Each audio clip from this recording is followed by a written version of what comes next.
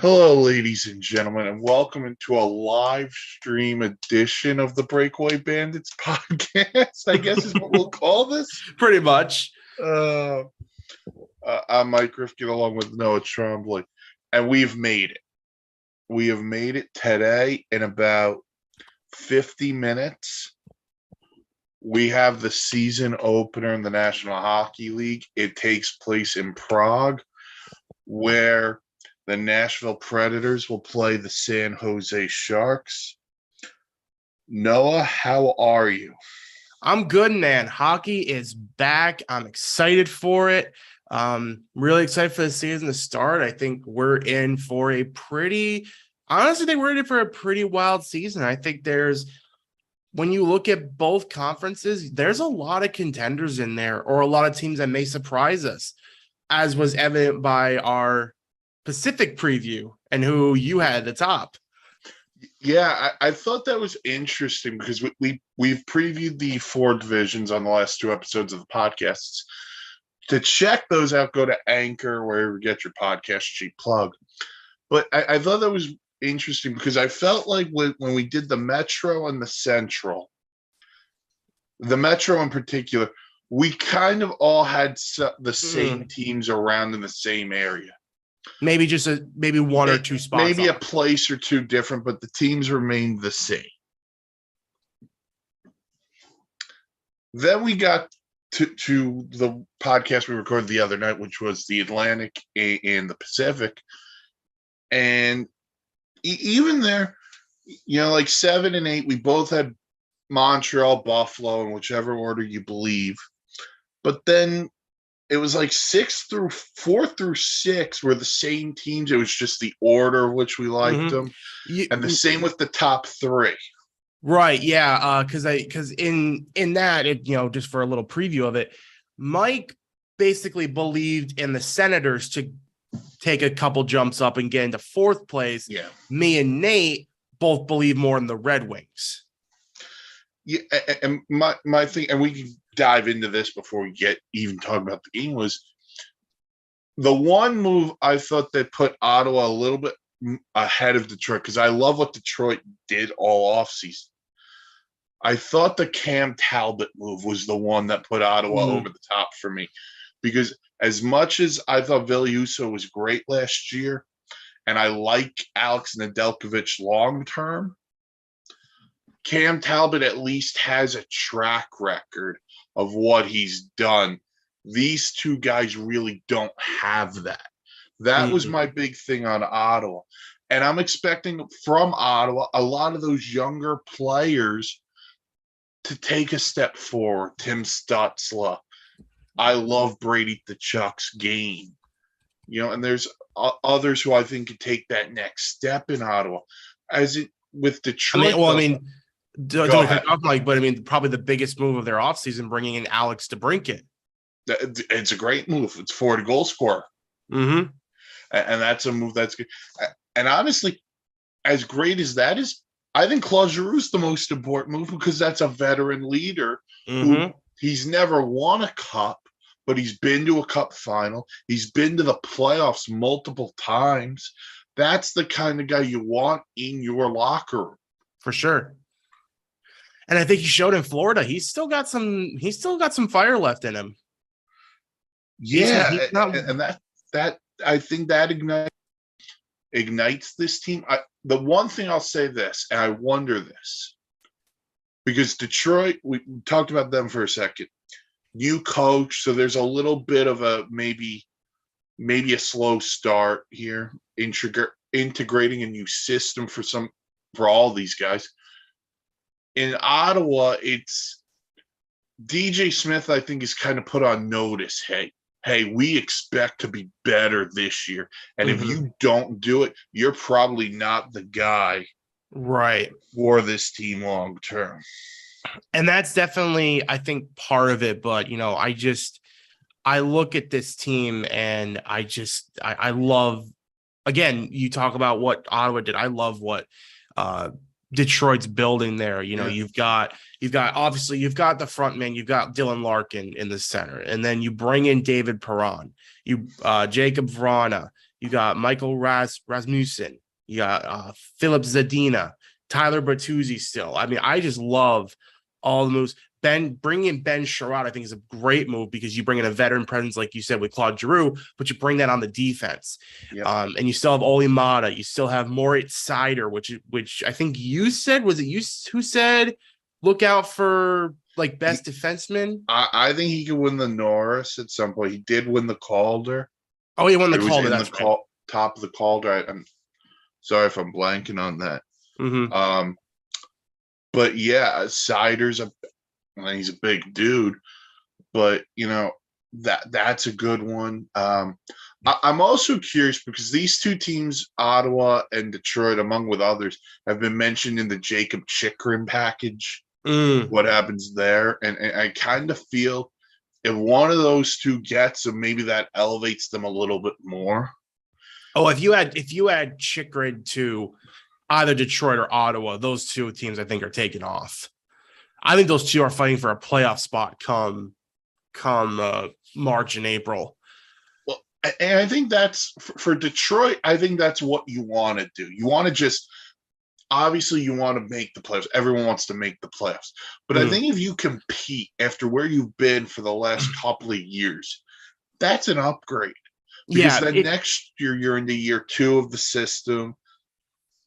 If you're one spot out and like let's say you're only 6 points out of a playoff spot, that I think that's a win for the Detroit Red Wings this offseason.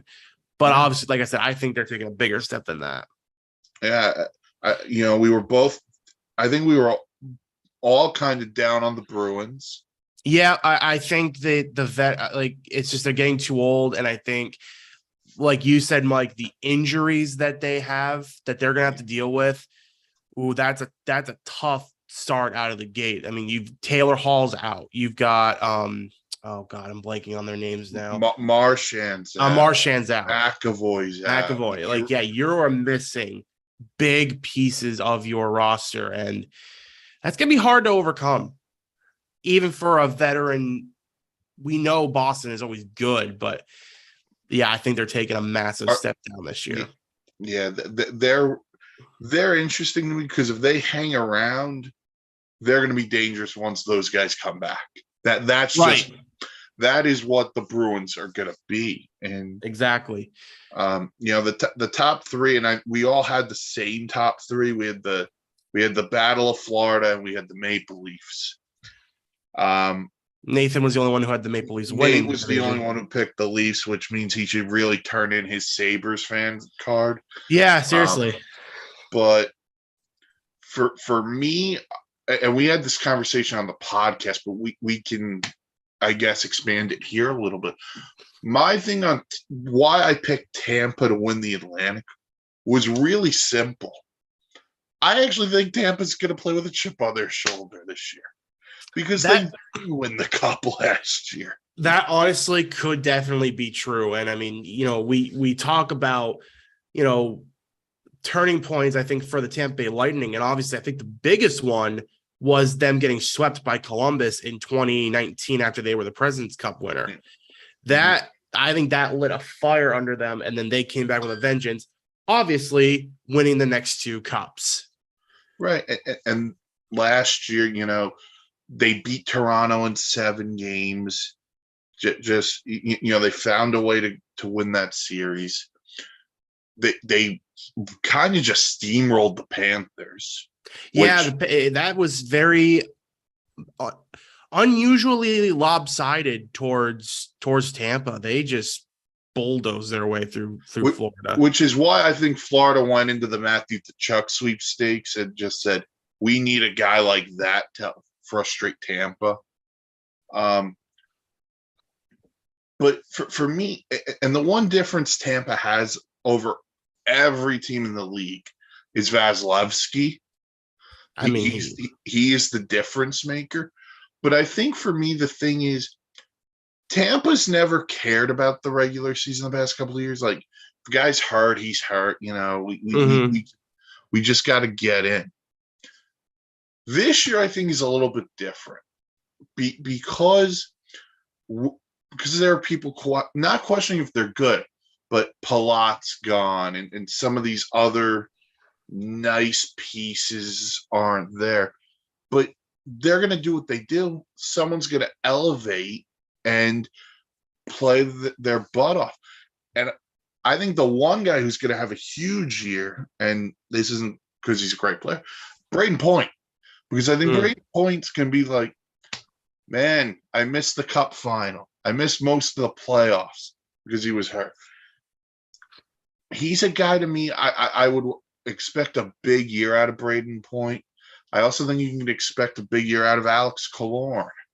But Tampa's just so good and they're so deep. Well, that's what we always talk about with Tampa is they lose somebody, well, they just find someone else. And that guy plays almost better than what the guy before him did. And that was the conversation on the podcast that we had was the guys they added at the trade deadline. Nick Paul, who they got from Ottawa, who was great in the playoff, and Brandon Hagel, who they got from Chicago. Like these guys are now going to play expanded roles here, and it's just plug and place, and it works out because it's such a good formula for what they do. Absolutely. So, go ahead. Well, I was just going to talk quickly about the Panthers too, because sure. I mean, I definitely believe that the Panthers could fight the Lightning for that number one spot because, we talked about it, bringing in Matthew Tkachuk, obviously they lost both Huberdeau and Mackenzie Weegar, who are two really, really good players. They both go to Calgary, but I mentioned this on the podcast. I truly believe that it was a very even one for one trade almost. I think the loss of Huberdeau and Weegar will be negated by how good Matthew Tkachuk will be in this system. And they, like you said, Mike, they went for him because not only is he going to give you points now, I mean, he was a 40 goal scorer last year. 40 goal guy, 100-point guy. 100-point guy. And he's only 24 years old. His best years are probably ahead of him. So the Panthers are like, okay, not only do we get a guy who can produce now, but we get a guy that can be here for the next 5-6 years and continue to play well for us. Yeah, and speaking of Weegar, he according to multiple reports, he's closing in on an 8-year extension with the Calgary Flames. So the Flames would have locked both Huberdeau and Weegar up to 8-year deals. I agree with your point on Tkachuk. My one question on Florida, I actually have a couple. One, how good is Bobrovsky going to be as good as he was last year? Because that's what this is going to come down to. If he's good enough, awesome. That's great.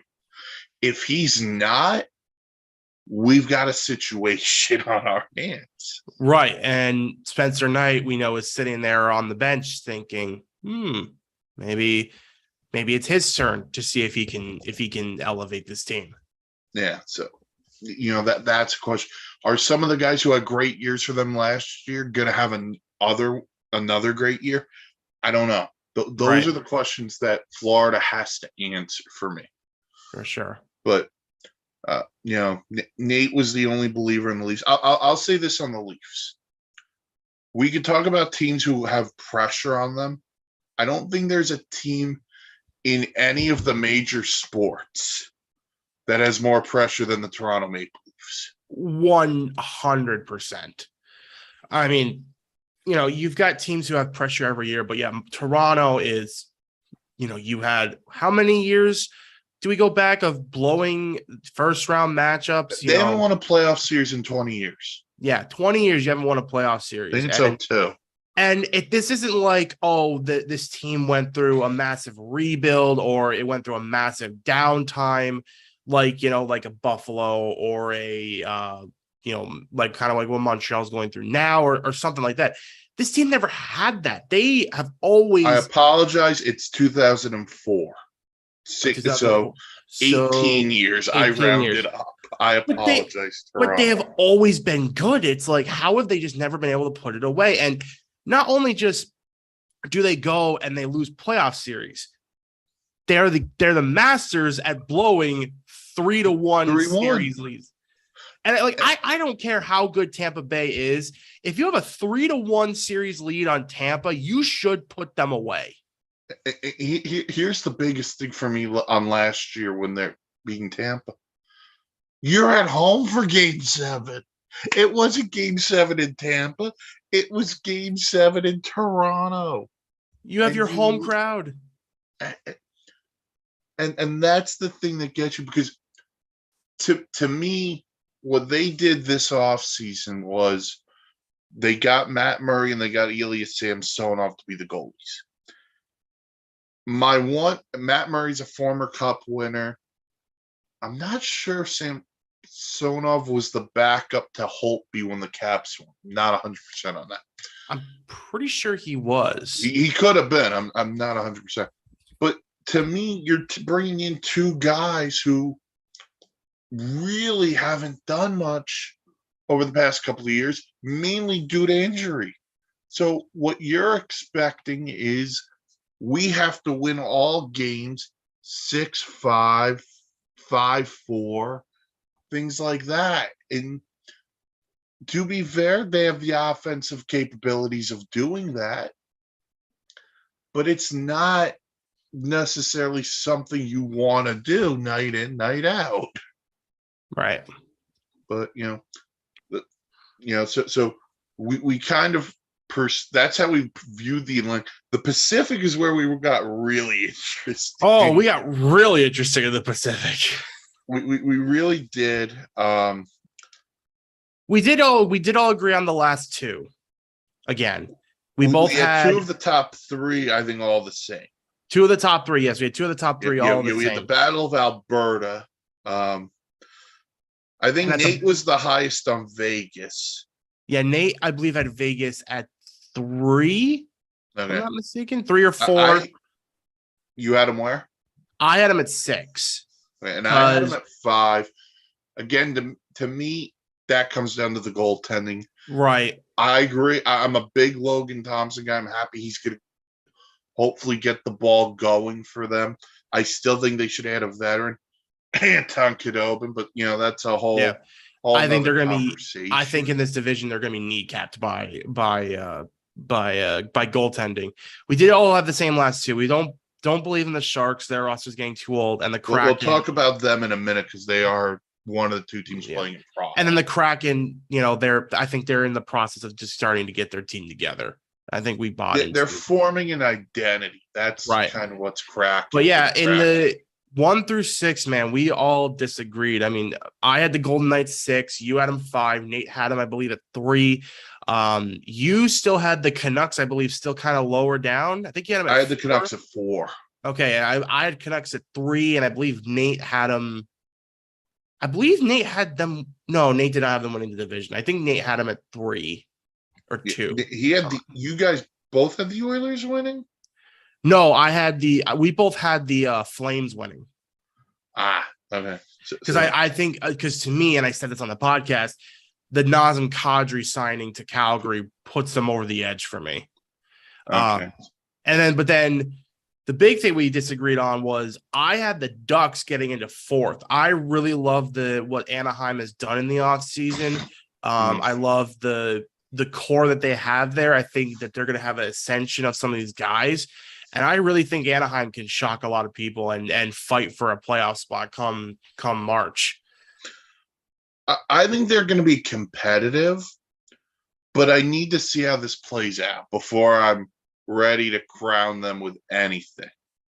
But I think Vetrano's a nice sign, but I need to see him do what he did for the Rangers. Mm-hmm. Ryan Strome, was he a product of Artemi Panarin? Don't know. I love John Gibson. I'm not afraid to say that, but is this team good enough on the back end? I don't know. Right. That's why I wasn't as high on them. The team I'm highest on, and I don't know where you guys. I don't remember where you guys put them because I have the Kings winning the division. I was very surprised by the Kings winning the division. I'm just. I thought they were the one team last year who I was kind of like, you know what, they're gonna fall off, and they never fell off. Mm-hmm. And I was like, you know what, you're never gonna fall off. So you know what, I'm gonna ride the Kings, and I'm gonna say they're gonna beat the Oilers in the first round. And if it wasn't for Connor McDavid being really, really good At this thing called hockey. at the hockey, the LA Kings win that series, in my opinion. Right. So what they do, they said, you know what, we're going to get better. And they go add Kevin Fiala from Minnesota. And to me, it deepens a team that's already really deep. Mm-hmm. And the young guys are going to take another step. And Kopitar and Doughty and Jonathan Quick. And you want to win one more for these older guys. Right. That's why I kind of like the LA Kings this year. Yeah, I believe I'm not saying they're going to win the cup this year. I'm just saying. I believe I had the Kings in 5th, and not because I don't like the Kings. I love bringing in Fiala and still having Kopitar and Doughty and all those guys. It just, to me, that they are relying on a couple of older veterans, and we'll see. They definitely, and we talked about it. 1 through 6, honestly, could, like, I would not be surprised if the Golden Knights somehow win the division. Would not be surprised if the Kings win the division. Not surprised if the Oilers win. Not surprised if the Flames win, and I'm not surprised if the Canucks win. I mean, the Oilers. I mean, they did what they had to do because we always say they needed a goalie. They go get Jack Campbell. Yeah, you know that's gonna help. They bring back Evander Kane, and whatever you think of Evander Kane as a person is what it is. He fit in Edmonton. he did when he signed there. So he really did. So, but yeah, the Pacific is, I think, wide open. And you two didn't believe in the Ducks to win the division. I think the Ducks are in that conversation to possibly win the division for sure. I think led by Terry and Zegras, and now bringing in Vetrano and Strome. One team we didn't believe in, team playing today, the Sharks. Yeah. And I don't think we went too in depth on this on the podcast, so I want to kind of do it now. Mm-hmm. It kind of feels like a changing of the guard when it comes to the Sharks. Yeah. In comes Mike Greer to be the GM. In comes my good buddy David Quinn to be the head coach. And they were able to move out some of those older guys. Brent Burns got moved out. And they've talked about moving some others. It's just for as long of a period as the Sharks were good, and it was a long period. Mm-hmm. They got older, and we just kept thinking, okay, where do we go from here with this team? And it's just now those contracts, and I talk about this when I do the statement addresses. It's just like, who's going to take on an Erik Karlsson 11-year contract? The Logan Couture contract, as great of a player as Logan Couture is, still a lot of money on a guy who's, I think he's 30, 31, maybe even 32. But then there's the Marc-Edouard Vlasics, and there's this contract, there's that contract. And it's just, they're not bad enough to the point where they're going to draft at the top.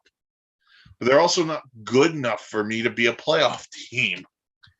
Yeah, I don't really see where I have faith in the San Jose Sharks. I mean, I just think no one's going to take on the Erik Karlsson deal, and I think he's starting to have age catch up to him. Logan Couture, like you said, he's a great player, but he's getting up there in age at 30, 31. You've got some decent players. You've got Timo Meier and Tomas Hertl and Kevin LeBlanc and Oscar Lindblom. But Lindblom was a good signing, in my opinion. He is. But, and I think the big thing for me is you look at goaltending. You've got Reimer and you've got Capo Kakinen. We need one of these guys to step up, because you go from Martin Jones to these two. It's like, okay, prove why you two are better than Martin Jones was. Reimer played pretty well for the most part last year. they need Capo Kakinen to become the guy. Yeah. Because he's younger and it just makes sense for him. Listen, at this point, I think duct taping the crease is better than Martin Jones. I'll be totally honest. Pretty much. If you don't listen to the podcast, I am not a Martin Jones believer, never will be. But my thing on the Sharks is can the blending of the younger guys and the veterans, can that be a cohesive thing going forward? It could be. I'm not a believer in them. And I think they're going to be an interesting team come the trading deadline, because maybe there is a team willing to take on, probably not Carlson, but maybe Couture if price is right and they can work something out. Maybe that works. Yeah, maybe a Vlasic could be moved. But I think the Sharks' identity is changing. For sure. They need to get younger. They need to get into a more speedy type of team. But yeah, no, Logan Couture, I think, is really interesting, because if you have, let's say you have a team that's going to be going for a playoff spot, but one of their centers goes down.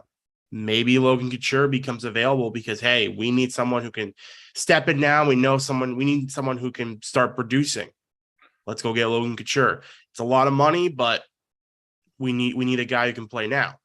So he becomes really interesting. So yeah, like I agree with you that the identity of the Sharks is changing. They've got to get younger. They've got to get in more speedier players, because of, it's not working anymore. We saw it last year as they finished, second to last in the Pacific, or third to last in the Pacific. And now we go into this year and no one believes in them. Couture's under contract till 2028. He's 33. This is the fourth year of the 8-year, $64 million contract for him. But I'm at the point with the Sharks where it's a changing of the guard. Marlowe's gone. Thornton's gone. It's time to move on. If I'm the Sharks. Other side for today, they're playing the Nashville Predators, who last year 45, 30, 797 points. That was good enough to get them a wild card spot in the Western Conference. And their gift for getting that wild card spot, well, you get to play the Colorado Avalanche. And to make matters worse, you're going to play the Colorado Avalanche without your Vezina-nominated goaltender, because UC Saros was out for the series. And I said this when we covered the Central, because I think you and I had different views on the Preds. The Preds don't win the series with UC Saros, but they win a game. I think there's a possibility they win a game, not the series. But look, I love what the Preds did in the summer. Bringing back Philip Forsberg and his wonderful mustache, I think that's a great move. Bringing in Nito Niederreiter from Carolina gives them some size, some net front. And Ryan McDonough, and I will never say a bad word about Ryan McDonough, even though the Rangers traded him, and I still, foresee that the Scott Gomez for Ryan McDonough trade is one of the greatest in Rangers history. But I'm a believer in the Preds. I really am. I wasn't as much. I had him finishing sixth in the division. I had him, I had the Coyotes, Blackhawks. Yeah, I believe I had the Jets or the Preds. Yeah, I don't know about the Preds this year. To me, they're a team that every year we think they're going to be great and we think they're going to be really, really good. And then they just fall short of expectations. And this year, I think they take an even bigger step down. And I just think they've failed to meet expectations yet again.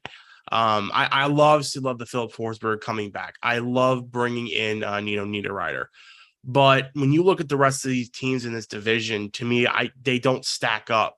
To me, I think we're going to see a big ascension from Winnipeg. I think we're going to see a big comeback from Winnipeg. I think they're better than the Preds. The Stars, they to me are even because I think the veteranship on Dallas kind of negates, or not negates, but like evens out what Preds have as far as the younger guys with the Forsbergs and the Nina Riders and stuff like that. The Blues, if Binnington plays well, the Blues can go far. We know the Blues can go far. And then obviously the Wild and the Avs. I think those two don't stack up with the Wild and the Avs.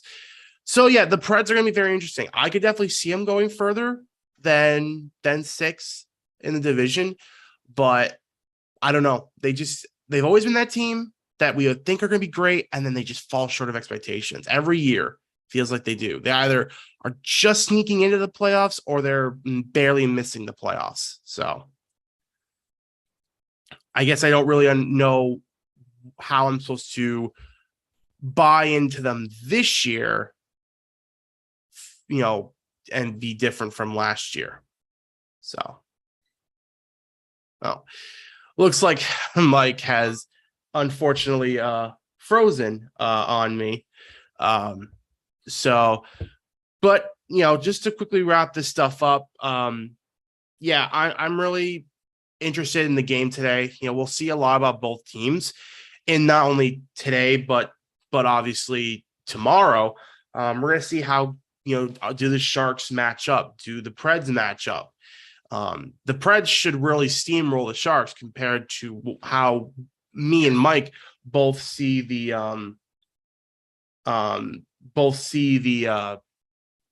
two going in their division. So, but moving on from that series, talking quickly about maybe the true regular season opening here in America. We'll see the Lightning take on the Rangers in an Eastern Conference rematch on Tuesday, October 11th, starting at 7:30 Eastern. I'm really excited to see these two go at it. I think these are two of the biggest powerhouses in the Eastern Conference. Obviously they're both in different divisions. Lightning are in the Atlantic, Rangers are in the Metro. But I'm excited because Mike personally had the Rangers finishing second in the division, the Metro. Me and Nate both had them finishing first in the division. I think the Rangers are taking a huge, not even just a huge step, but a big step up this year. Igor Shesterkin, Vezina winner last year. I think he plays even better this year. You've got, Artemi Panarin, Capo Caco, Adam Fox, so a Norris Trophy. You have a Norris Trophy winner and a Vezina winner on the same team. That is going to be a dynamic duo, basically going forward. And I expect a lot of good things from the Rangers this year. And then they bring in Vincent Trocheck, and they bring him in on a big contract, 7 years, $39 million. I'm expecting big things from New York. And I think this, man, you can't ask for a better testing ground for your first game with this kind of, not a reworked team, but this first year, I think, under like bigger expectations than the Tampa Bay Lightning, who, like me and Mike talked about, are going to be one of the best teams in the league. They always are. And then the other regular season game that opens up the season on Tuesday are going to be the Golden Knights going into Los Angeles to take on Mike's winner of the Pacific, the Los Angeles Kings. I'm interested in this game a lot because we're going to see if Thompson is really going to be up to the task in Vegas. Because he's facing a Kings team that can score. Now that they bring in Kevin Fiala, they still have Kopitar, they have Drew Doughty and all this stuff. That he's going to be really put to the test in his first game. And we'll see if he can be the guy going forward, and we'll see if he can be a presence in net, or do they need to go get a veteran presence? And if they are, let's say they're 4th or 5th in the division, does that become a trade target for them at the trade deadline?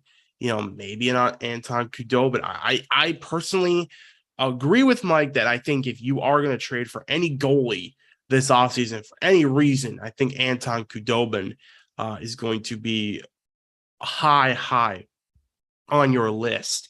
And we'll see who else becomes available in those situations. But and then for the Kings, Mike believes in them. Mike really believes in their ascension this year, that they'll win the division. So they need to show, I think they need to show us something early.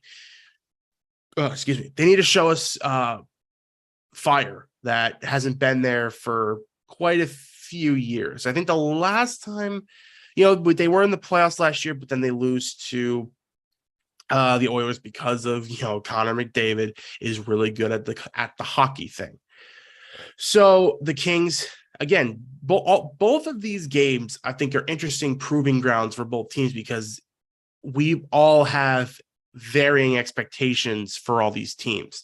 We all believe in the Lightning to either win the division or come second in the division, but me and Nate believe that the Rangers win the division in the Metro. Mike believes the Hurricanes still do. And then as far as the Western Conference game, it's much, much wider expectations for everybody.